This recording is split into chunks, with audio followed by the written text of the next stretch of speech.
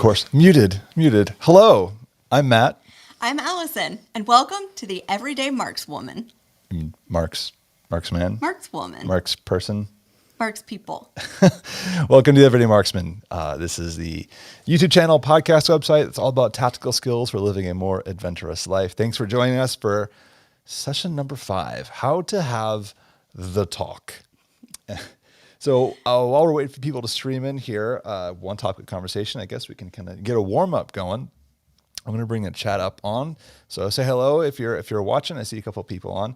So what are some products in the last couple of weeks, or something that's been of interest to you to talk about or learn about with leggings? Yeah, leggings. Of course. Tactical leggings. Hey, those are pretty cool. I will say the first time I've ever tried tactical leggings, and I mean they were really soft and comfortable, and I mean, can I just say the pockets? I mean, women get gypped when it comes to pockets in our clothing, and those pockets are amazing. They were really great. This is not sponsored, by the way. It was a product review. Allison got to write her first article on the website this week. So if you want to go and give a shout out, though, what was the company? We the People holsters. Yeah, We the People holsters. I almost said We the People leggings. Which is weird that they actually put out women's leggings, but hey, it works. Yeah. So for me, again, nothing sponsored here, but something I've been tinkering a lot with lately is the Mantis system. So kind of interesting. I don't think this is really well known. But if you have like Mantis X or even the Laser Academy, I've been tinkering with both. It has a course function where you can go through, and it has like, all right, for the next several days, or many days it's going to take, you work through exercises like so many dry fires a day, or you have to do so many scores of a certain trigger. But what's not well known is when you actually complete them, they will send you a patch, nice like rubber patch. So this is the basic marksmanship one that comes when you complete the basic marksmanship course with the Mantis X unit. So that's pretty cool. I didn't know they were going to do that. So of course, as soon as I saw that, I went ahead and rushed and did like 4 or 5 more. Just to get the patches? I didn't ask for the patch every time. I'm not that greedy, but it's a cool feature. So it's been on my mind lately, especially because ammo is still expensive. So here we go. So MLC 4570, shout out. Lack of pockets in women's clothing is weird. Why do you think that is? Maybe they just assume we carry large purses and we don't need pockets. I don't know, but I love pockets. I'm always jealous of all your pockets. I do have lots of pockets, even in this vest. I've got pockets everywhere. So conspiracy theory here: lack of pockets leads to buying more purses. Yeah, sales. Maybe. Could be. Okay, so let's get on the topic. I see people are kind of evening out here before we go way off track. So the topic is having the talk, which is kind of funny. It's timely because even though I scheduled this talk on Monday, we talked about it over the weekend of like, what are we going to talk about? Today I was in the office at the day job, and I was having a conversation with a friend of mine, and he knows what I do. He's into the website. He reads, he listens to the podcast, and we were talking about it, and he owns a Glock. And we were talking about different kinds of competition and things we can do. I know, I'm not a fan of Glocks.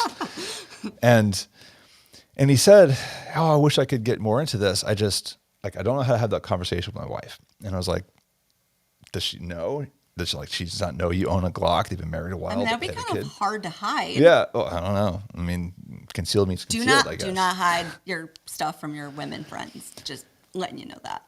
It's not a good idea. Yeah, it's true. So we started getting this conversation, and he was just like, I started asking questions like, all right, well, like, why? And she said, he said, she wasn't raised around it, different mindset, doesn't want to think about it, doesn't even reminded of it. So you can't even really talk about going to buy ammo without like causing like hair to raise in the back of her neck, I guess. So like she just is out of sight, out of mind, wants to just ignore that they exist. Yeah. Yeah. By the way, that's a very nice shawl collar sweater you're wearing. What do you guys think? I kind of think it would look good if I was wearing this on a t-shirt or something. Or like a meme. Embrace tradition. Yeah. So back to the topic though. So yeah, out of sight, out of mind. And it kind of, that's not a great theory, but it reminded me of when we were dating back in the day. And this was long before the Everyday Marksman was a thing. And I remember I did not talk to you about it. I didn't own what we own now, but I didn't talk about it at all for at least a year. And No, I stumbled upon them completely by accident. We had recently adopted our sweet dog, Hera, who's tomorrow's turning 13. So shout out to Hera. But she, new puppy, new environment, was scared. She was pretty much like a newborn.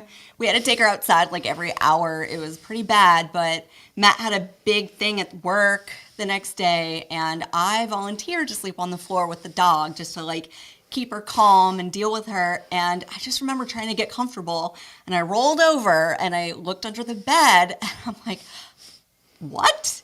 Oh my God, is that a gun? What is that? No, I had never seen a gun in person before, and I had no idea. I was like, oh my God, is that a gun? It's huge. That's what she said. I mean, you can see it back there. So it is in fact this one that's up here, the M1A. That was what was under the bed. I did not own a safe at the time, young and dumb. I also owned the 1911, which is up over Allison's head over there. YouTube, I'm not touching anything. YouTube, leave me alone. But those were the two that I owned at the time. Yeah. And I remember, I don't think, when did you actually, like, I don't say confront me about it? I mean, we're talking a long time ago. I don't remember it. I don't think it was the next morning. I mean, you went to work, but I would say it was pretty soon after that. I don't really remember how the conversation went down, but I know I mentioned it to you. And honestly, my thought is completely different from your friend's wife, which is, I'm in a home with these. I need to know what this is. I need to learn. I need to be safe. I didn't know anything about guns at the time. And it wasn't, oh, out of sight, out of mind. I'm just going to pretend I didn't see that. And I also didn't have the thought of, oh my God, I'm breaking up with you. It was more, this is part of who you are. And I really, really liked you and loved you. That's and I just, my first thought was, I need to learn how to be safe. I need to know, oh my God, is this loaded? I don't know how to check. I didn't even know what magazine meant. You kept saying magazine, and I was thinking like, like paper magazine. That's right. It's a magazine, not a clip. Yeah, and I was just like, I don't know anything about guns at all. Yeah, and honestly, I can't think of, maybe I was just afraid to bring it up because like even then I kind of had the sense that it was like a political like hot potato, or you're going to think I was weird for owning a giant black rifle. I don't know.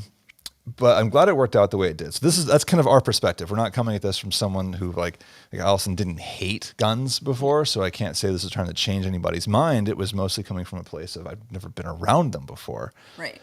So as Western Rifleman's pointing out here, I think generally people don't know where to start. No. The unknown is scary, especially when they find out the price tag of firearms. Yeah. Was that the joke of when I die, the thing that scares me most or something is like my wife finding out how much my guns actually cost? Luckily, I know, and I'm cool with it. That's right. You're the one telling me to go buy another one. CZ PCR will be mine.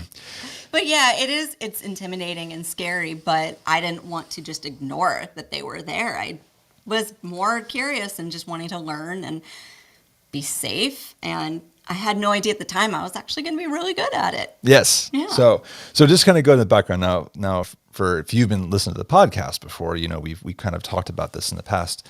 But I want to go through your progression here because it started off with you spotted the big scary black one under the bed one day. Then you talked to me about it. And I think it was a little bit longer before we actually went to the range. And this is where things frankly went really wrong. And I made a lot of mistakes in introducing Allison to shooting. Because your first two range experiences were pretty bad. Yeah. Before we get there, just to circle back, you actually did a really great job with enforcing how important safety is. And I remember you would tell me what the 4 or 5 safety rules were.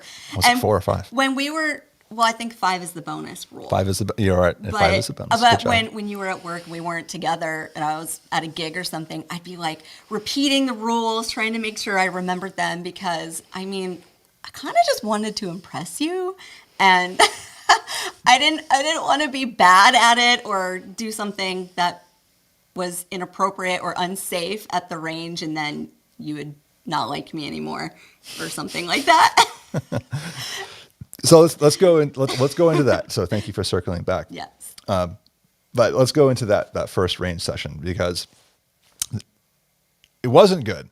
No. And I admit there was a lot that went wrong there. And I broke the range rules, not the least of which, not the safety rules, just the range's own rules, just published rules. So the setup on this is I had a bunch of friends in the Air Force who were like, hey, we're going to go to the range this weekend. Come join us. So in my infinite wisdom of like, I'm going to impress Allison and show her how to go shoot. I'm like, you should come hang out. Well, first off, I didn't know how many people were going to be there. Yeah, it was overwhelming. Yeah. And then we pull up and it's a pistol range tucked into the side of the shooting sports complex. And everybody's just running, like, I don't say running around. It's not like a USPSA match. Everybody just kind of starts like jibber jabbing and waving stuff around.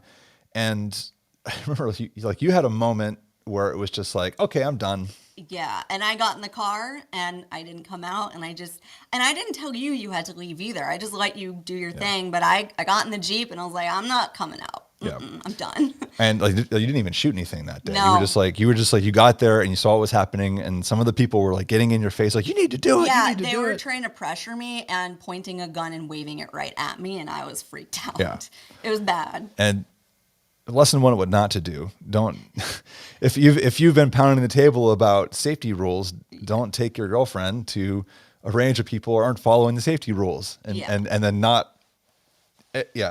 Then I broke the rules because I broke out the M1A and started like dumping it into the berm on a pistol range, and then the ROs came running. You all know what happens. Those ROs hear somebody rapid fire when they shouldn't. It's bum, bum, bum, bum, bum. Who are you? Let me see your membership card. Yeah, and you didn't have that either. No, I didn't. I was an illegal shooter, I guess. I did join that range like a couple months later. Which is a great range, by the way. It is. We miss that place. I miss it. So that was your first experience, and it was pretty bad. It was bad. Let's talk about your second experience, because that actually, I did learn a lesson of let's not take Allison to a group of people. Let's go a one-on-one session. Right. So the first time I actually shot for the first time was with the 1911, and that was not the best move. I think at the time your collection was smaller. It was two. Yeah, I don't know what other option we would have had at the time. So tip, if you want to take a girlfriend or a wife to the range, maybe if you don't have a firearm you think she would be comfortable with, try to go somewhere where perhaps you can rent a pistol or can you do that? Like borrow or? They couldn't there. Okay. We couldn't there. Here we can if I took you to like the local So ranges. maybe find a place where that's an option, because you want her to feel comfortable, and that was too much for me before I knew what I was doing. I mean, I didn't feel confident. It was my first time doing it. I didn't know what I was doing at all. And the slide bit me pretty bad. I want to say I put maybe a couple of shots on the target the entire time we were there. And I like to be good at stuff like most people. So I just started getting really frustrated. But what can you do, right? Yeah. And Echo 7 Foxtrot has a good point here that 22 rimfire is a really good like first gun to shoot somebody because it's not threatening. Yeah. And I actually just got done reviewing one. I know you didn't get to shoot it. Yeah. And the problem is that if you don't own one, you don't own one.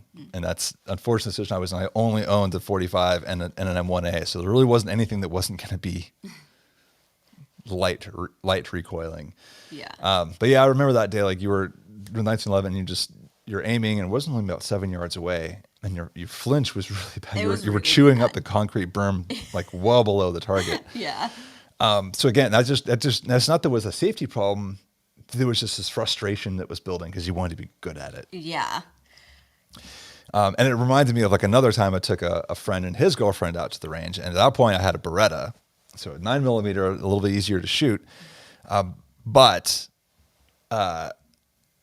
Similar situation of another lesson learned is I took them out there and I loaded 10 rounds into the magazine, handed her the Beretta. It said, all right, point that way and shoot. And what does she do? She pulls the trigger one time. It goes loud, bang. And she goes, points in the air, pulls the trigger again. And I quickly took the pistol away. So a second lesson for me was if you're taking someone new to the range, load one round into the chamber. So in case they do something like that, they don't panic, pull the trigger again because they weren't expecting what happens next. That was... Yeah, I was not there, but that sounds scary. That was not a good situation. I remember, if not that same trip, I think it might have been the same trip. We went to the rifle range and let her shoot the M1 Garand, and then she was like, "Oh, F that," and then she was done. Which is odd because for me personally, I prefer rifle, And so my next trip to the range, I finally actually shot the AR. Yep. I had just finished the first AR, which is the Recce behind me here. Yeah. So if there's a theme to the pistol and the guns on the wall behind us tonight, it's all the ones of your shooting history. So yeah, the Recce rifle. And I had it built up in my head that it was going to be awful. Like you showed me those funny YouTube videos of women just being silly and then like bonking themselves in the head and going, and just being ridiculous. And I thought that was going to happen to me. So I had really built up this anticipation that it was going to kick, it was going to be scary. And you were really patient with me. And I kept saying, okay, I'm going to do it. And I'd just sit there. Okay, I'm ready. And then I just sat there. And then with all that anticipation, I was like, okay, I just gotta do it. And I pulled the trigger and I was like, that was fun. I want one. And hence the rifle behind Allison's head, that one is the Weifel. Yeah. Officially, I call it the minimum capable carbine, but it is technically Allison's AR. Yeah. So what may have been a shock to me is that you think maybe the pistol would be a preferred choice because it's smaller and maybe less intimidating. But I actually really preferred the AR. I think it's less forgiving. It shoots well, especially if you're in a stable position where we were sitting and it was like on a table with like a little sandbag under it to balance. So I really was just kind of guiding it. And I mean, it was fun. Yeah, I really enjoyed that. and that's so I wish we could go back and say like that experience where it was fun was your first experience. Yeah. So that's kind of Allison's history. And by the way, also just to highlight is that I have the FNS9 up over here, and that's Allison's pistol. So again, learning lessons learned from the teams we've done in the past. That's Allison's. You know, you have preference. Like Allison really dislikes a safety tang and a Glock. Yeah, that little fin. Yeah, which has now become like de facto how pistol triggers have safeties. So Yeah, I mean, I suppose I could get used to it. yeah, well, that's why you also like the Beretta and double action, single action, because you're awesome. You clearly like the superior pistols. Yes. All right. So while we are finishing up this piece of it, kind of going into the history here, if y'all are watching, I see a bunch of y'all in the chat going, if you have any similar experiences, go ahead and make sure you drop it there. We can highlight it up, and you know, maybe you had a different example or stories that happened to you. So I'm happy to highlight those. Okay, so on to the topic of the day then. So we've gone through like your history and a couple of things that went wrong. So I imagine that there's a bunch of people out there who are watching this, who are going to find it, whether they're here live with us tonight or they are going to find this in Google someday and YouTube. I'm going to give my thought of what I think the most important thing is. Well, actually, before I give my thought, I want to ask you. Okay. And granted, you don't speak for all women. No. You're all the women I ever care about, so it works. What do you think is the most important like thing to keep in mind, like emotion wise, or like what should the focus of the topic be? Well, don't bring it up if you're already in a bad mood or fighting. It's definitely not going to go well. I would say probably bring it up in more of like a lighthearted way of this is a hobby I really enjoy. I have firearms and this is how I do it. Have you ever seen one? Would you be interested in learning about safety features, how to handle it? I think zero pressure is the best way to talk about it. I wouldn't just rush in and be like, hey, you want to go with me to the range and here's the one you can shoot? Because I think that might put a little bit too much pressure on it. So just flop it on the table. Yeah, I would say maybe just bring it up casually the first time to gauge kind of the interest of just feeling comfortable talking about the subject. Since your friend's wife doesn't even want to talk about it, maybe just test the waters there with the discussion before you maybe get into the possibility of sharing the hobby. So I think just staging the environment for success, because you obviously want this to go well and you want it to be successful. That would be my first suggestion. So I think to me, I think it takes a little bit of understanding your audience. True. But you know, what's the concern that you think is the problem? Like, is it a safety question? Because like I can definitely see someone who goes back to the idea of unfamiliarity. If they're unfamiliar with it, then they don't know how to feel safe about it. Which was my point. Yeah, and so I think it's that like it's hey, everything we're doing is safe, and like and this is why. Right. Right. And then from there, I think what I probably could have done a lot better. I don't remember how well we did this, but then the slow introduction. Don't just say, "Hey, we're going to the range." It's like, "Hey, we're going to dry fire. Let's teach you how to check, we check definitely these things." didn't do that. Yeah, of like, "Hey, let's work through like here's how you check it. Here's how you load, unload. Do this gradual progression. Not okay. We're going to the range." Right. I don't think we did that. I think there was actually a bit of time because I remember going over the safety rules in my mind for a while. Yeah. I know. You know what? I just had a memory. You actually had me practice loading magazines. I did. Yeah. Okay. You don't remember that? No. Yeah, you would hand me mags and you'd be like, okay, just practice loading these. Okay. Well, I guess I wasn't totally done. But No. it was just loading ammo into the magazine or Yeah. actually loading? No, loading just like practicing loading ammo into the magazine. I guess it's better than nothing. Yeah. But yeah, I think working through just the basics. I think to me, like the thing that worries most people who aren't familiar with shooting is they don't know, like it's this weird psychological thing where functionally we all understand it's not going to fire unless you pull the trigger. Mm-hmm. Like it doesn't just go off on its own, despite what you will read in the news of, oh, it just went off. Like somebody pulled the trigger and something happened to it that made it that caused it to fire. Yeah. And I think when someone understands that they have that control, that no, this will only act based on your input, then there's like a mental switch when they get it that suddenly makes it feel more, I don't know, I don't want to say acceptable, but more like, hey, okay, I got it. Like this isn't just this like, it doesn't act on its own. Right. Yeah. I mean, not to get like too political or anything, but I mean, the media clearly does not want people to like firearms. And I think the way that they are depicted in the media, most people feel like it's a scary thing or that they're just bad and they're evil. And it never even occurred to them that this is kind of like an art. It's fun. It's a sport. Like people train and are quite amazing at, I mean, you showed me some of the Olympic stuff and what people can do and how accurate they are. I mean, it's a talent. And I think actually learning another side to it, and it's not just this evil, scary thing. I mean, that was something that I noticed right away. It was, especially with pistol, is this is hard. Like people who are good at this, like it's a talent, like it's a skill. It reminds me again, another conversation I had with somebody at work, believe it or not, where this conversation came up and they were, and the thing they said, which kind of rubbed me, well, I said many things that kind of rubbed me the wrong way. It just showed not lack of familiarity, but it was well, I know this is the whole thing about it being a weapon.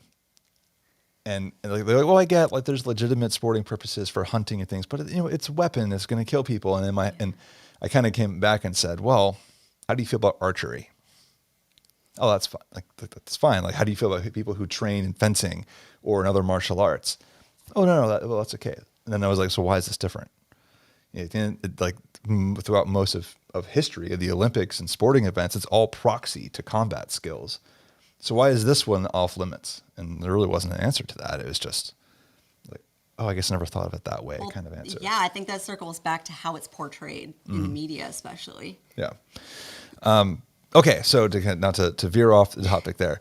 So lighthearted, focus on safety first and getting comfort with the mechanisms and being safe and safe handling. I really like your dry fire suggestion. Dry fire. I think what could be really cool, like go back to the whole mantis idea, is actually if you get that kind of feedback where you can show like, all right, no, like this is, here, look, you're doing this well. This is working for you. Yeah. You don't need to do mantis, but like you can get like a little laser cartridge out there. A lot of companies make them. You just drop it in the chamber and you can show like, hey, look, this is how you load it. Check that it's there. Now here, look, good job. You're the red dot appeared. You're getting feedback, and those things I think. No, again, that mental shift that can happen when it's like I'm in control of this. Right. This makes sense now. Well, here's another different scenario though. What about if it's a situation where we came into this, I already owned firearms and then it was a surprise to you.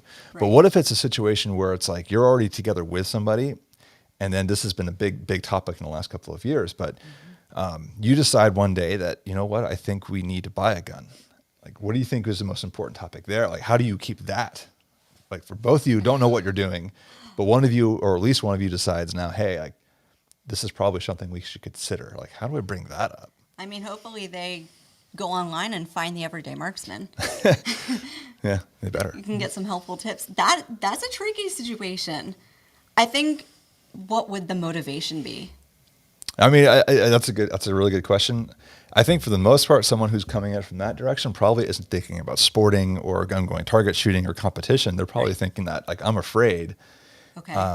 My concern with that would be they're afraid, but are they actually going to go practice? Because Sound like me. I mean, if you're not interested in more of the sport and something you enjoy, how often are you going to practice? Are you really going to feel safe with something that you don't actually know how to use? Yeah. Just a thought. I have given that advice to somebody once where they were like, I've often thought about getting a revolver or taking something else. And I was like, look, if you're going to buy it and stick it in a shoebox top to your closet and then forget about it, I'd rather you just not get it. Like, you're just like, if you're going to do it, I think it's important you actually commit to learning how to use it correctly. Right. And then also learn how to be safe with it and practice with it. I'm not someone who's going to be like, if you don't practice with it, you're going to die instantly. But I feel like you're going to die. You'll be dead in the streets. Thanos snapped them out of existence. This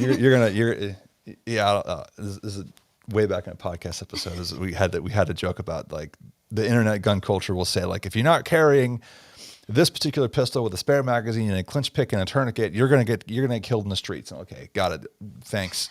A little bit way overboard on that one, but I do think it's important that some practice and understand what they're doing. Right. Just from a safety standpoint, I think nothing else. Like, I'm not saying someone has to be a great shot. Of course, I would love it if they were, especially pistols are hard. Right. But at least be safe. I mean, how do they expect to utilize it in a situation where the adrenaline is going? They're most likely going to be freaked out of their mind, a lot less accurate. They might forget the safety's on. They could make a whole bunch of mistakes. How are they going to protect themselves or their loved ones if they don't know what they're doing? Yeah. You're not. There's a lot of situations that I think can come up where someone's like, I think, and mostly as an example here, saying people feel safe with a gun they don't use. It's like a talisman, but it doesn't ward off evil. You don't know what you're doing. And I think there's a really good examples I've seen of, like, actually I had a conversation with a podcast episode. It was Mark Cutright, I believe. And we were talking about training like this. And he mentioned and this is not the first person I've heard say this, but the importance of, if you're training around, like, protecting your family, are you training to shoot one-handed? Because there's a good chance your other hand is being used to hold somebody's hand or carry something. If it's a toddler or a child, like carrying a child. I mean, I'm probably going to be, like, plugging my ears. Yeah. Save the ears. So, I mean, I think there's a lot of considerations that go into, if you actually want to be, like, truly, like, safe, like, just owning it isn't going to save you.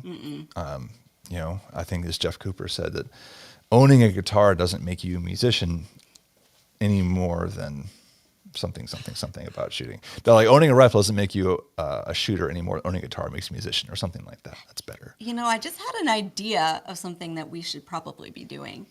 I mean, definitely. Oh, you're giving me a look. I have some ideas, things we could be doing. Don't go there. We're being watched. What I was going to say is, obviously, the rifle or pistol will be unloaded, but what if we did drills of practice? Like, do you know how long it would take you to, like, actually get into the safe and get ready in case someone were actually, like, intruding? Like, would you want to do drills like that? I mean, we could. I mean, I know how long it takes to get in the safe, but I guess a good point. Like, do people think about like, these you're things? stressed out, someone's running through the house or whatever it happens to be. Yeah. No, absolutely. I think it's not, again, not just owning it. It's not magic. It's, you have to practice. I mean, you need to be prepared for the event that you hope never happens. Yeah, it's true. Yeah. So we get way off track now. Back to the idea of, like, if you don't own anything, I think your point is acknowledging what's the motivation here. Why are we considering buying this and bringing it into our household? Yeah. It's not a bad thing, but I think you need to have a good answer to that question then, because, right. And what do you plan to do as far as, like, maintaining proficiency with it? It's shooting is a perishable skill by itself. At least, thankfully, basics they don't really perish. What I think can perish, and I've experienced this myself, is the give a damn, where you get complacent. Press F in the chat if you ever had a situation where things could have gone bad because you got a little too complacent with safety, and then it's kind of your wake up call about, oh yeah, that's why the rules exist. So that's happened to me. Yeah. And thankfully for me, it worked out okay. But somebody else know it ended up working out all right. I didn't have a negligent discharge or anything. It was just, it could have been bad. Whereas I know somebody who actually straight up had an ND through a wall, and there was somebody else in the room next door, and it thankfully got stuck in the wall. But yeah, that could have been real bad. Oh my gosh. So yeah, not good. And that's the kind of stuff that when you hear that, someone's obviously going to be like, oh no, we're not gonna do that in the house. We can't buy that. So yeah. Yeah, I don't know. What else do you think? For that particular situation? Yeah, or not necessarily like the NDs, but I mean, like, what else would be an important thing to talk about? No, but for which situation? For the people who are coming to it at the same time, or like they didn't already have the firearm? Yeah, either way, honestly. Like, did we miss anything? It's tricky. I think it worked out better in our situation because you already had it. Yeah. Versus if two people are already kind of comfortable in their lifestyle, and then one person shows interest and has to kind of get the other one on board. I mean, that could be tricky. Yeah. Yeah. So let's pivot a little bit then. So we've kind of gone through how to start the conversation, and I think the takeaways for me are don't be super serial about it. Be super serious. Yeah, don't sit her down and say, honey, we need to talk. Gentlemen, that doesn't feel good for you to receive that. That doesn't, no good ever comes after it. We need to talk. Yeah. Okay, so don't set up in a negative tone. No. I think focusing on the safety. Yeah. And I think realistically understanding why you would like to either buy a firearm if you don't own one already, or then if you already own them and you're introducing somebody to it who's not familiar, then focusing on the safety, and then why you enjoy it and what are the benefits. Maybe also go into it with no expectations, or maybe lower expectations, because if you have this image of, oh, my wife and I were going to be like Trinity and Neo from the Matrix, and like we're going to just be this like badass couple shooting, and then it doesn't work out that way, you could be disappointed if you put that kind of pressure. I mean, best case scenario, it's a hobby that you two enjoy together, but if the receptiveness is there at all and you're still free to pursue this hobby on your own, and there's no pushback, I think that's pretty successful too. Yeah. So then once you get past that conversation, I think it's don't go straight to the range. It's, hey, let's practice safe handling, right, basic mechanisms. And this is what I've done ever since then, not just, for you, but whenever I take somebody new to the range, I have them practice. I actually use an airsoft rifle, as a starting point, where it's like, I've got a magazine. It's an old airsoft M16A2, and it's a great example of, hey, like, let's practice safe handling, loading, simulating loading, unloading, and like shouldering. You can swat at the trigger finger and be like, no, don't do that. And then you can work it into like, all right, let's try this with a real rifle unloaded. Can you show me safe? And that's so far been like 100% success rate for me. Mm-hmm. I've never had anybody be like, okay, no, I don't like this. This is terrible. They're like, okay, I got it. This seems nice. Yeah. And to be honest, it'll be a little easier doing that with a woman because women won't go into it with an ego. Mm. I had an experience several years ago with my dad that wasn't great because my dad kind of just thought he knew everything and would be good at everything, and he just kind of was like, let me have this, and just kind of grabbed it, was fussing with it, and it was the M1. Yeah, too. And I had to kind of correct him and say like, oh, don't point it at anything you don't want to destroy. Yeah, Dad, do you want to destroy me? Do you want to destroy Matt? Yeah. He pointed it at me. I never let him handle a firearm again after that. No. But yeah, I mean, maybe like with women, I can speak for myself, is that there was no kind of ego attached to it, and I was just willing to learn, and I didn't feel kind of that pressure of, oh, this is just something I should be good at. Mm-hmm. I mean, I don't know what it's like for you. What was it like for you, your first experience? I was proud. Oh, my first time shooting or first time taking you? No, your first time I was hella proud of you. No, my first time shooting, I think, I come from the typical dude perspective where it was like I played video games forever. So like, rah, I love guns. Go to the range, and to I think it was Echo 7 Foxtrot I was talking about, start with 22. So yeah, we started with a 22. It was a Ruger 1022. And then it was a 9mm pistols, a Taurus PT 92. And then it was a Springfield 1903. That was jarring, to say the least. And then it was a 12 gauge shotgun. So which was the story where you got popped in the That jaw? was that one. That was 1903. 30-06. Yeah, that. I was hooked and you were since. hooked ever since. Hooked ever since, yeah. I know the story. Too many times I said that one. But yeah, but it was all rah. This is fun. Like I wasn't worried about. I wasn't too concerned about safety. I'm sure my mom was. Yeah, but I mean, were you coming from I just got to be really good at this, and like, were you receptive to coaching? I was. Oh, that's good. I was. I think that's important is being receptive. Now, there is a theory out there. I'm curious about your thoughts on this one. Okay. And again, fellas or ladies in the chat, there is a saying out there of don't be the one that teach your girlfriend how to shoot or your wife. Okay. Like, get somebody else to do that because otherwise it ends up in a fight. Okay. You're the only one that has taught me. I know. And we haven't We're not a good example. But I've heard the same advice. Don't try to teach your child certain things for the same reason. It's just sometimes you need outside perspective. And it might be hard to separate if you're giving advice to separate that from, I just feel like you're criticizing me. Because, it's easy in a relationship to take things more personally than they're intended. So I could see that being an issue. But in our case, that didn't happen. No, it worked fine. Yeah. PPU Archives in the chat don't have any 22s, but do have a 9mm MP5. That would be fun. I think that would be fun to teach somebody on because that would be really... it sounds like sad, but actually over the weekend, I got to shoot a PCC for the first time. How long have I been doing this? I've never actually shot a PCC before. Go figure. And now I want one. Go figure. Put it on the list. Put it on the list. It's just a matter of which one. Which one? That's a whole debate that's going to go on into the future.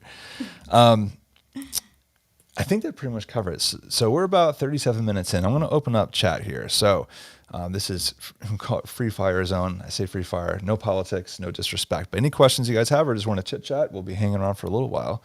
I want to go back to the whole dry fire thing because I think the first time recently was where you really got to play with dry fire. It was pretty recent. And what did you think about that? I think you were like reviewing the leggings. Yes. And you were running with the CZ with a little laser cartridge on a target. It was so much fun, and I kept saying, I'm going to try it in this position. Can we do it this way? Let me try it with a different firearm. It was just really fun, especially because one of my favorite things to do when we lived in Montana was to hit those big metal plates because you can hear ping, and it's just very satisfying. So on this program, it would go hit, hit, hit. And I was like, yeah, it's fun. Yeah, so but it was a good way to practice and to try to reinforce fundamentals. I have not been actually shooting in a really long time, but it was really nice to do that. And I could tell a little difference. It was a little easier, obviously, when there's not going to be like a kick. Because I know I still would flinch a little bit with pistol. That's always been my weakness. I think everybody struggles with that, with flinch. Yeah. But no, I thought it was really fun. I had a lot of different drills.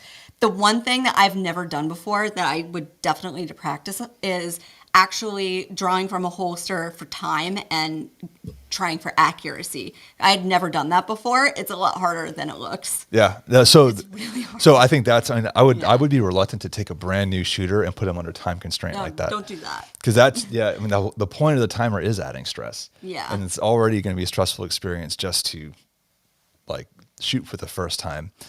So, the timer is a really great training tool, but use it appropriately. Yeah. So a family that shoots together stays together. What do you think about that?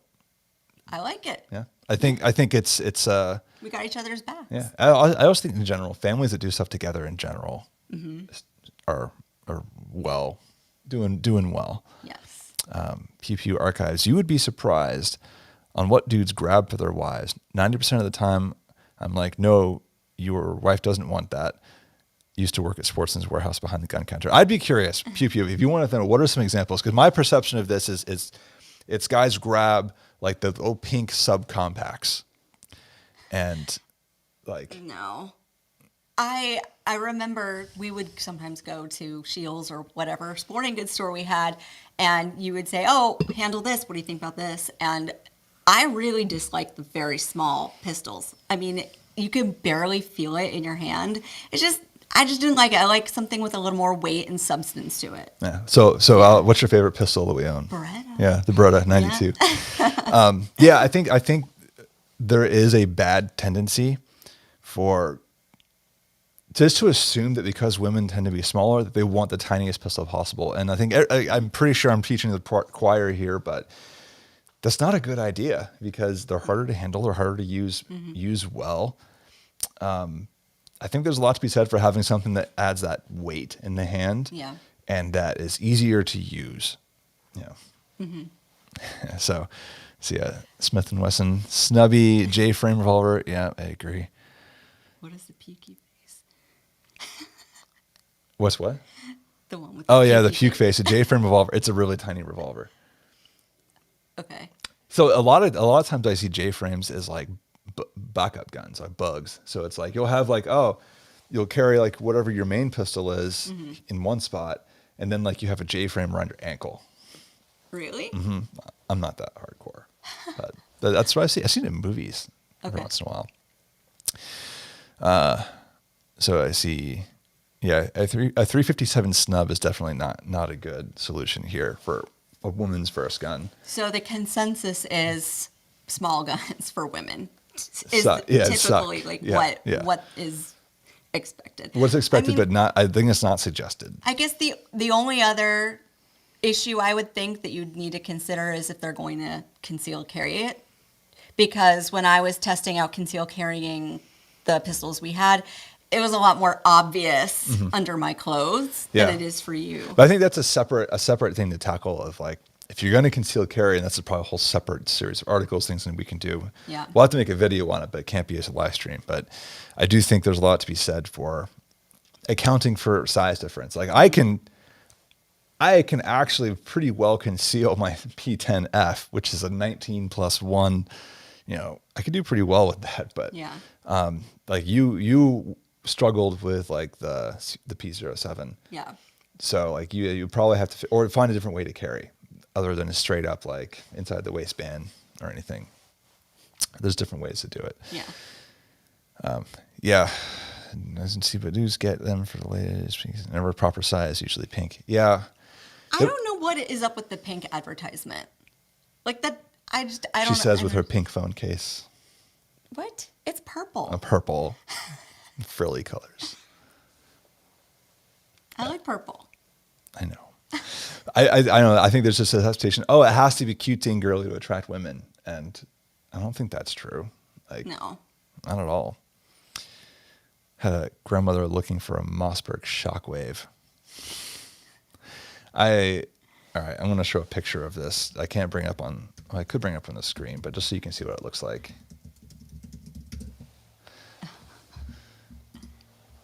It's a 12 gauge like pistol.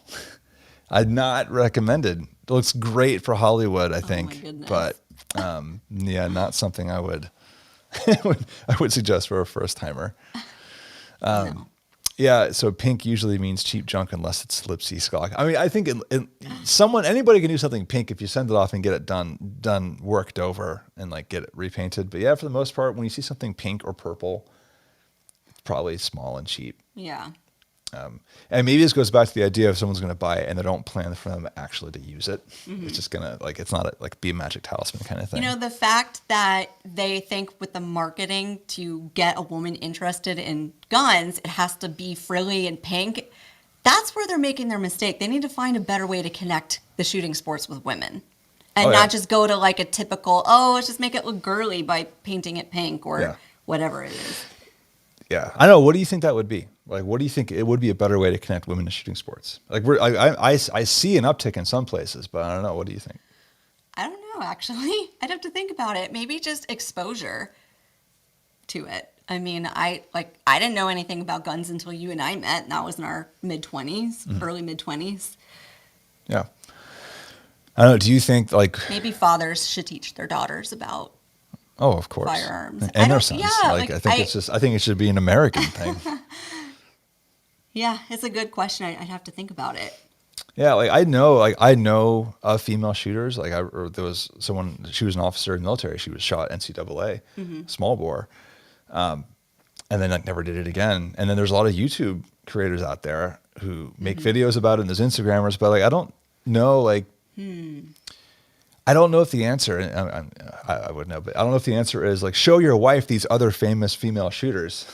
I mean, right now, let's face it, with social media, the whole influencer thing is real. I mean, first off, women are way more interested in weightlifting now than they ever have been, True. Which is a good thing. Which part of that, I mean, most of that I think is probably CrossFit.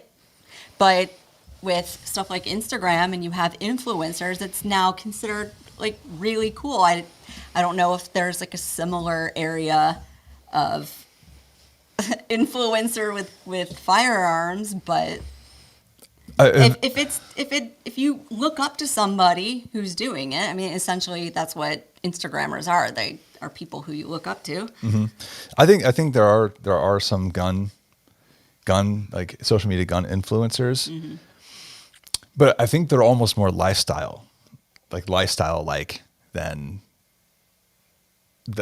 actually let me get involved in shooting. There's only so much I don't know. I'm just kind of coming up with ideas off the top of my head. But if I thought about it more, maybe I could come up with. Yeah, I don't know. There's something, maybe another article for another day. Yeah. Someone more in the chat. Most of the guys that buy guns are not gun nerds like me or people on the chat. It's true. I don't work at gun counter. I've certainly been around enough of them to hear gun counter lore being a real thing. There's a lot of stuff that's just you learned that from Call of Duty, didn't you? It's just that's not right. I also think I know for a fact that there is a huge tendency for people, and frankly, this is how I ended up with an M18 in 1911, of just being influenced by what they think others like or what seems like it's cool. I was in the shop a few weeks ago, when I was doing some testing, and I remember there was two dudes in there, and one of them was buying their first gun, and he was just set. He wanted a Walther PDP, and he's walking up to the counter. He's like, "I want the Walther PDP," and of course he's trying to look at the super outmatch model, and I was just and basically because it looked cool, and I was subtly trying to offer advice of actually. PDP fine, maybe you should look at this one that's more general purpose, concealed carry.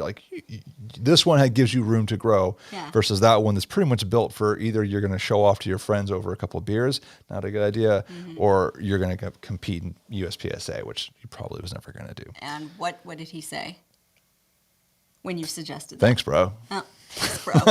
that was about it. Okay. Yeah. I don't know if you have any other questions. I know we have a lot of conversation going on, but if you have any questions for Allison, feel free to ask. Let's see some of the other ones. Mother's fathers should definitely teaching progeny how to shoot. Wife spawned 2 rifle experts. There we go.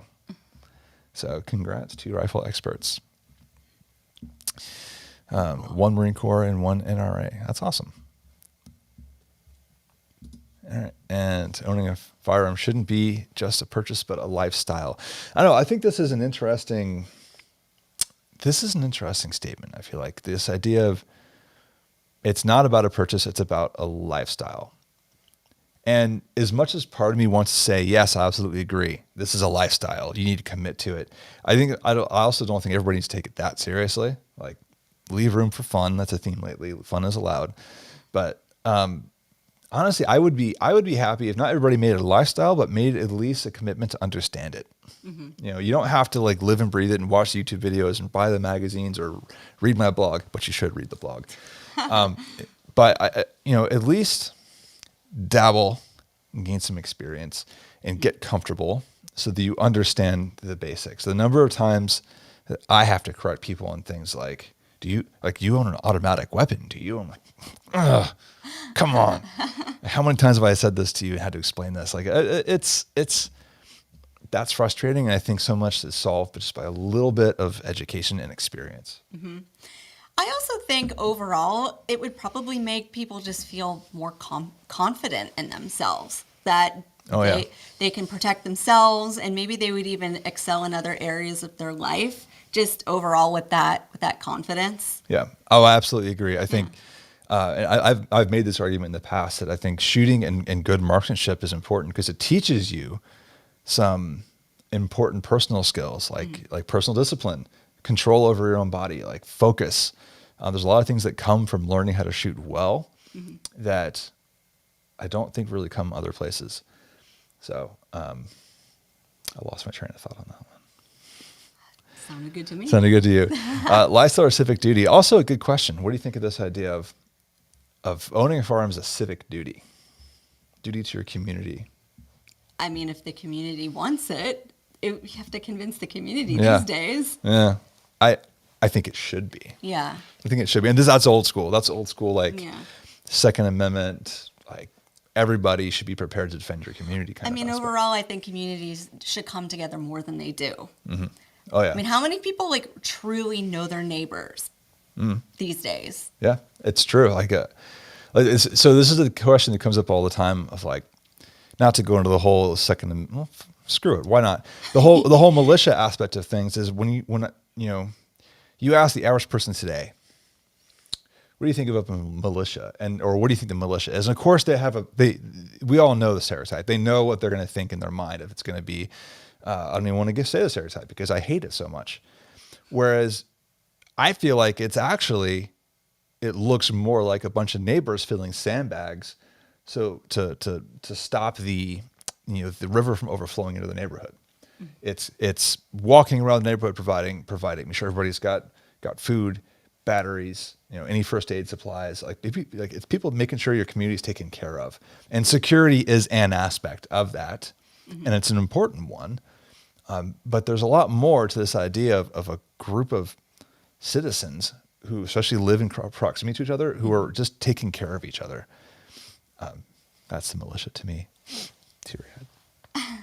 I mean, I would say some neighborhoods do that a little better than others. They have neighborhood watch or just ways that people take turns kind of looking out for each other. But overall, I would say that I would be on board feeling confident in knowing who do I live near who is good at certain things. Like who knows how to grow food really well. Who besides us is into shooting and could offer some of that protection there. Yeah. I think knowing your neighbors is good. And I hate to be that awkward one, but also just paying attention. I notice my neighbors who take rifle cases to and from their cars on weekends. I notice. I know who do it. I'm not up to seeing who gets ORMD deliveries to their front door, but you can. Or Chick-fil-A. Or Chick-fil-A. But I think paying attention, you can get a sense. It's an important thing to do. And there's tips I've heard in the past, maybe for a topic for another day. So, we got comment here.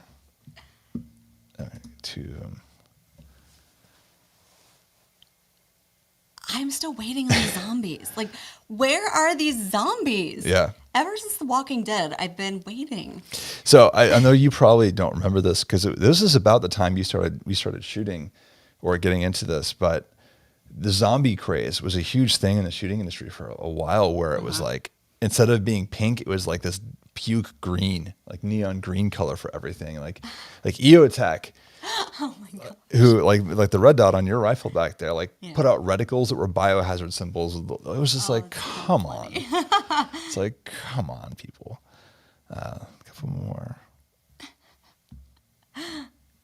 The one warrior, one sword concept is something for the serious-minded citizen that say both civic duty and a lifestyle balance. Yep. The zombies are in 2004. We missed the boat. I don't know. The coof jabs. Isn't that the next era of zombies? Where zombies? Yeah. Where are the zombies? Yeah. I'm going to go philosophical there. I think I've talked to you about this before. What was the point of zombies back in the day? It wasn't about scary creatures. It was an analogy for death, the ever-present creeping death that just slowly shambled your way, and you could outrun it for a while, but eventually it would always catch up to you. Even the slow moving zombies? Especially the slow ones. So we actually dropped the ball on The Walking Dead, but isn't that essentially what the show was about? Was everybody was actually already infected and they just had to be... Spoiler alert. Oh, sorry. I think that was the end result of the show. Okay, Yeah. We dropped it after I think during season 2. Yeah. So good point. Thank you for printing this out, Echo 7 Foxtrot. Everyone should be at least familiar with the U.S. code, and there's the actual passage that says the composition and class of the militia. Do you know what that one says? I quote this one all the time. I was going to say, wait, start it. What is it? It's, the version is it talks about the organized and the unorganized militia. Oh, I don't think I can. So the unorganized militia of the United States of America consists of all able-bodied males between the ages of 17 and 49 who are not otherwise committed to the National Guard or armed services. So is this going to change to women as well? I don't know. I mean, I feel like they probably need to update that definition if they're talking about doing women for the draft. God, So I thought you had mentioned that. yeah, but yeah. So it's funny because I have actually used that, quoting that piece of U.S. law to people when they're like, "What militia are you in?" I'm like, "Well, I'm in the United States militia." Like, why? Then I post the law, and then they refuse to take the loss. So whatever. Yeah. So after season 3, I think we gave up when they were on that farm. Yeah, it was a farm. After the boy got shot and they were on that farm forever. I think this one I don't remember what season that was, but yeah, we quit after that. So, all right, it was more Resident Evil for me in 1998. Is it that old, the original Resident Evil, or the game? No, the game was 96. Resident Evil, is it the Mila Jovovich Yeah, one? the series ones. They're making. I think they're doing a new one now. Are they really? With somebody else. So like they're resetting. What? Yeah, they're resetting the franchise with new person. So you picked a great place to leave. What, zombies? Yeah, for the Walking Dead. So yeah, that's what we dropped out. Yeah. Well, I think that's going to round it out. So thank you, everybody, for coming to hang out with us tonight. It's been, as always, it's a pleasure chatting with you. If you have not done so, come by the website, everydaymarksman.co, and there you're going to find articles. Allison's latest one is up as a review right now. We'll post an article for this live stream tomorrow. We'll also have the podcast episodes, and of course, if you subscribe to the email, you also get a link to our awesome community of marksmen, the Discord server. It's free to everybody to use, though. Of course, I do appreciate anybody can support. I'm going to throw this up here. But if you do become a Ko-fi subscriber or a Ko-fi supporter, you have access to a private section of Discord. And also I've been trying to post a little behind the scenes things into that kind of supporters area. So we do appreciate it. By no means, no pressure. And if you would go ahead and subscribe to the channel, it does help us out. And the typical YouTube thing, hit that alarm bell. Hit that subscribe, thumbs up. Yeah. Do all the things. All the things. All of the things. So next topic, PPU Archives asking next topic. So here's what I'm going to try and do. I don't plan that far ahead, to be honest. So what I'm trying to do, actually, I want to get, he doesn't know this yet, but I'm going to try and get Doc Larson. He's been on Brent 0331's streams a lot lately, but he is founder of One Shepherd and a bunch of things. I'd like to get him on to talk about training and what training progression looks like, and where does he think people go wrong with training. So that's going to be my plan. I need to actually go invite him. So Doc, if you happen to pick this one up, him to do that. yeah, voluntold. So yeah, I'm going to try to see if I can get him. And if not him, then I don't know. I've got a list of people to interview for the podcast, so maybe we'll do a live podcast interview about pistol shooting.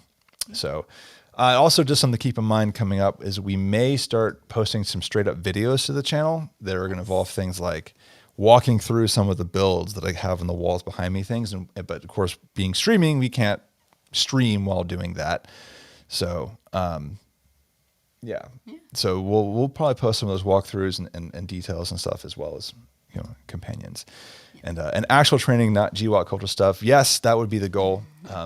More about the philosophy of training. Like everybody loves entertainment. Like let me go high speed pew pew. Yeah, entertainment. Everybody loves the high speed pew pew stuff, but I think there's a lot to be said for the overall philosophy of good training, where it's about building a skill set, and the actual skills can evolve over time, but it's about building a mindset and a skill set. And I think Doc would be a great person to bring that perspective. So, also Allison is working on editing a podcast with Mike Green from Green Ops. So that will be posted next week, though it's not only going to be on YouTube, it's going to be in the podcast audio. So that one's all about the tactical games, Yep. which I had never heard of, but I really want to do it. Yeah. It sounds like something I would really like. Yeah, me too. So there you go. Thank you for asking. We're spilling the beans of upcoming topics between the podcast and the website and YouTube. So hope to see you all coming back again every other Wednesday or so. We'll be here. So thanks for joining us, and have a great evening. Bye.